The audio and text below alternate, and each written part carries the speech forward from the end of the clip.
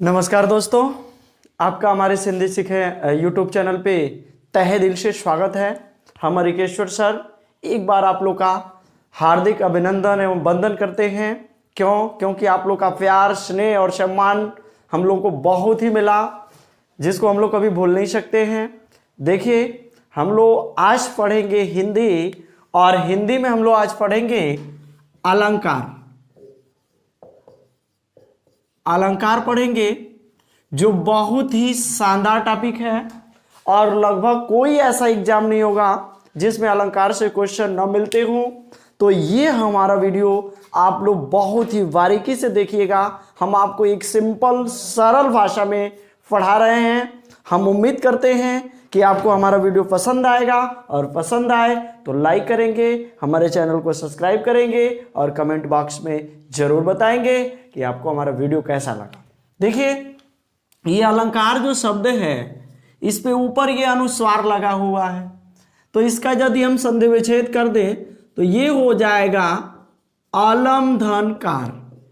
क्योंकि हमारे संधि के वीडियो आप देख लीजिएगा, जो नहीं देखे होंगे। क्योंकि ये हम एक नियम पढ़ाए होंगे कि मौ के बाद कोई व्यंजन आता है तो मौ अनुस्वार हो जाता है, यानी ये जो बिंदु है वो मौ बनता है और मौ बिंदु बनता है। यानी अलंकार दो शब्दों से मिलकर बना है, एक अलम और दूसरा कार। अब देखिए, अलम का शाब्दिक अर्थ होता है सुंदरता, तथा कार का शाब्दिक अर्थ होता है करने वाला या बढ़ाने वाला। अब ध्यान दीजिएगा कि सुंदरता को बढ़ाने वाले जो उपकरण या तत्व होते हैं, उन्हीं को हम कहते हैं अलंकार। देख लीजिएगा, अब चूंकि जैसे मान लीजिए हम लोग अपनी सुंदरता को बढ़ाने के लिए, कोई स्त्री अपनी सुंदरता को बढ़ाने के लिए, कोई पुरुष अपनी सुंदरता को बढ़ाने के लिए जिन उपकरणों का प्रयोग करता है, उसी को हम अलंकार कहते हैं। चूंकि यहाँ कोई व्यक्ति की बात नहीं हो रही है, यानी अलंकार हमारे काव्य में मिलेंगे, और काव्य में जो सौंदर्य अनुभूति होगी उसी को हम कहते हैं अलंकार। अब देखिए, इस अलंकार का शाब्दिक अर्थ होता है आभूषण, और इसको हम दूसरे शब्दों में गहना भी कहते हैं। जैसे मान लीजिए कोई नायिका है वो, या कोई स्त्री, कोई दुल्हन की हम बात करें, तो अपनी सुंदरता को बढ़ाने के लिए जिन आभूषणों का या गहना का प्रयोग करती है, उसी को हम कहते हैं अलंकार। चूंकि काव्य की बात है, तो काव्य के सौंदर्य को, काव्य का जो आभूषण या गहना होता है, उसी को हम कहते हैं अलंकार। यानी इसकी परिभाषा हम दे सकते हैं कि काव्य की शोभा बढ़ाने वाले उपकरणों को अलंकार कहते हैं। यानी ऐसे उपकरण, ऐसे तत्व जिससे काव्य की शोभा बढ़ जाए, उसी को हम अलंकार कहते हैं। आगे बढ़ते हैं। देखिए, क्वेश्चन बहुत बनता है कि अलंकार में उपसर्ग कौन सा है, तो अलंकार में उपसर्ग अलम है। अलंकार में मूल शब्द क्या है, तो कार मूल शब्द है। और कार में कौन सी धातु है, तो क्री धातु है। छोड़ दिया जाए, क्वेश्चन यही बना है कि अलंकार में उपसर्ग क्या है, तो अलम। अलंकार का शाब्दिक अर्थ क्या है, आभूषण या गहना। अब देखिए, काव्य की शोभा बढ़ाने वाले उपकरणों को क्या कहते हैं, तो अलंकार कहते हैं। सौंदर्य अनुभूति कराने वाले को क्या कहते हैं, तो अलंकार कहते हैं। आगे बढ़ते हैं इसी क्रम में। देखिए, इसके बाद हम आपको ले चलते हैं अलंकार के भेदों की तरफ। अलंकार के भेद देख लीजिए, चूंकि बहुत बड़ा वीडियो है, और ये अलंकार का वीडियो हम आपको 3 पार्ट में देंगे।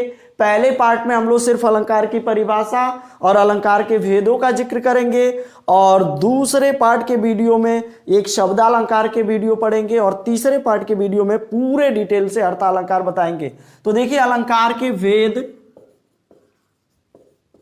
देखिए, हमारे हिंदी में अलंकार के 2 ही भेद हैं। पहला जो अलंकार है वो आपका है शब्दालंकार। दूसरा जो अलंकार है वो आपका है अर्थालंकार। मुख्यतः अलंकार के 2 ही भेद हैं, वैसे अलंकार के 3 भेद होते हैं। एक और अलंकार है उभया अलंकार। उभया माने दोनों होता है। यानी देखिए इसकी सिंपल शब्दों से पहचान करें तो यहां देखिए शब्द धन अलंकार, तोड़ लीजिए, शब्द धन अलंकार। दीर्घ संधि के नियमानुसार यहां देखिए दो का और ए और मिलके आ हो जाता है। वीडियो जरूर पढ़ेंगे संधि वाला, कोई आपको दिक्कत नहीं आएगी। यानी शब्द से अलंकार होगा यहां परिभाषा के अकॉर्डिंग, या शब्दों के अकॉर्डिंग ही देख लिया जाए। शब्द के द्वारा जो अलंकार हो, शब्द के द्वारा जो चमत्कार उत्पन्न हो, शब्द के द्वारा जो सौंदर्य की अनुभूति हो, उसको हम कहते हैं शब्द अलंकार। दूसरा देखिए ये लिखा हुआ है अर्थ अलंकार, इसको तोड़े तो ये हो जाएगा अर्थ धन अलंकार। अब देखिए यहां भी स्पष्ट हो गया कि अब शब्द के अर्थ से चमत्कार उत्पन्न होगा। अर्थ के द्वारा जो चमत्कार उत्पन्न हो या जो सुंदरता को बढ़ाई जाए या सौंदर्य की अनुभूति हो अर्थ से, उसको हम कहते हैं अर्थ अलंकार। उभय माने दोनों होता है, ये भी देख सकते हैं, तो उभय आधन अलंकार। उभय माने दोनों, यानी जहां शब्द और अर्थ दोनों से चमत्कार उत्पन्न हो, दोनों से सौंदर्य की अनुभूति हो, उसे हम कहते हैं उभय अलंकार। ध्यान देंगे चूंकि हमारे साहित्य में शब्दालंकार और अर्थालंकार का ही बहुत विस्तृत वर्णन है। कभी उभय अलंकार पूछा नहीं है, नाम से पूछा है, तो हमने आपको नाम का डिटेल दे दिया। यानी देखिए अलंकार यदि पूछे कि अलंकार के कितने भेद होते हैं तो 3, आप पूछे कि अलंकार के मुख्यतः कितने भेद होते हैं तो 2, शब्दालंकार और अर्थालंकार। शब्दालंकार यानी जहां शब्द के द्वारा चमत्कार उत्पन्न हो, अर्थालंकार जहां शब्द के अर्थ के द्वारा चमत्कार उत्पन्न हो, और उभया अलंकार मतलब जहां शब्दों द्वारा और शब्द के अर्थ दोनों द्वारा चमत्कार उत्पन्न हो या सौंदर्य की अनुभूति हो, वहां उभय अलंकार होता है। आगे बढ़ते हैं, हम आपको दिखाते हैं ये शब्दालंकार के मुख्यतः 3 भेद होते हैं। 3, वैसे हम आपको 5 भेद पढ़ा देंगे क्योंकि नाम से पूछा जा रहा है कि कौन शब्दालंकार है, कौन शब्दालंकार नहीं है, कौन अर्थालंकार के भेद हैं और कौन भेद अर्थालंकार के अंतर्गत नहीं आते हैं। ऐसे क्वेश्चन बन रहा है तो पूरा डिटेल आपको दे रहे हैं। देखिए सबसे पहले है इसमें अनुप्रास, दूसरा है यमक, तीसरा है श्लेष और एक और वक्रोक्ति, और उसके बाद एक और विप्सा।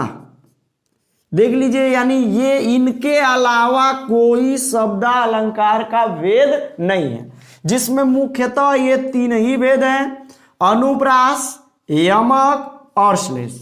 आगे वाले वीडियो में हम लोग इसको पूरा डिटेल पढ़ेंगे, पहले ही ये पूरा डायग्राम हम आपको एक बार समझा दें ताकि आपको भी समझने में आसानी होगी, और हम पढ़ाएंगे तो आप व्यवस्थित तरीके से सीख जाएंगे।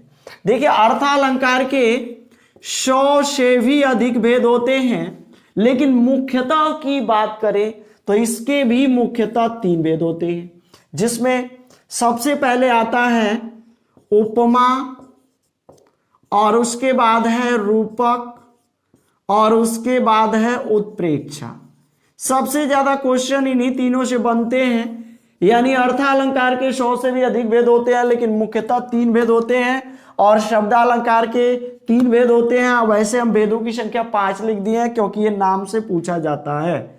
देखिए इसमें हम और पढ़ेंगे, पहले उपमा, रूपक, उत्प्रेक्षा, और उसके बाद अतिशयोक्ति, अतिशयोक्ति, और उसके बाद है अन्योक्ति, और उसके बाद विशेषोक्ति, और उसके बाद विभावना, दीपक,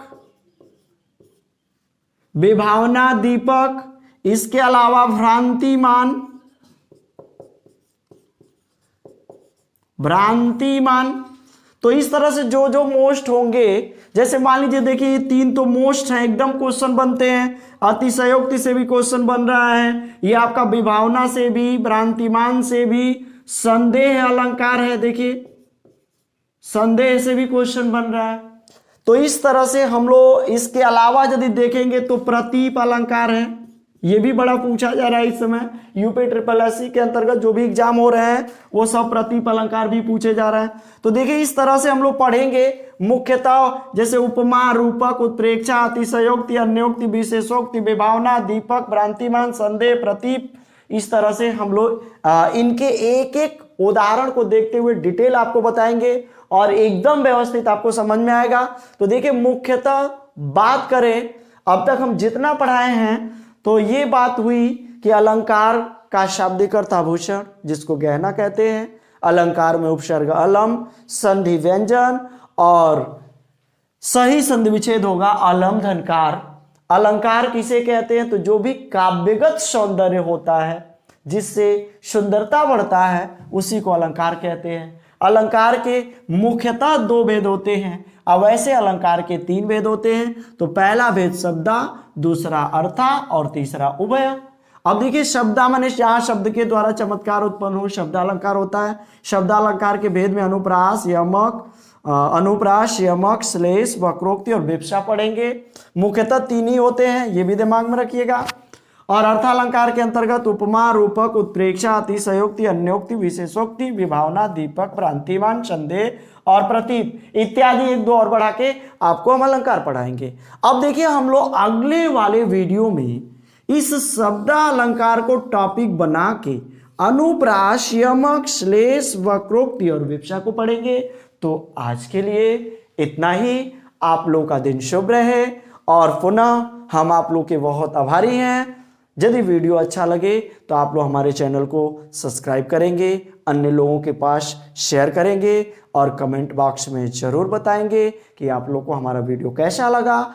इससे पहले एक और शिकायत आपकी ये कि जो हम प्रैक्टिस सेट डाल रहे हैं, जितने भी वीडियो देखने वाले लोग हैं वो वीडियो देख करके एक बार अवश्य प्रैक्टिस सेट सॉल्व करें, तब आपको पता चलेगा कि हाँ आपको इस वीडियो से लाभ हो रहा है या नहीं।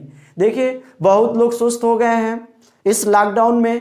देखिए जीवन है तो सब कुछ है और जीवन को बनाने के लिए हमको एक एक पल मेहनत करना पड़ता है। कहा जाता है कि खुशी के क्षण और अन्न के कण का त्याग बिल्कुल नहीं करना चाहिए। अभी लॉकडाउन यदि खुलेगा तो हम लोग तमाम मानसिक प्रतिक्रियाओं से प्रेरित होकर घूमेंगे। अभी फ्री माइंड में है तो पढ़ लिया जाए। इसी के साथ बहुत बहुत धन्यवाद, नमस्कार।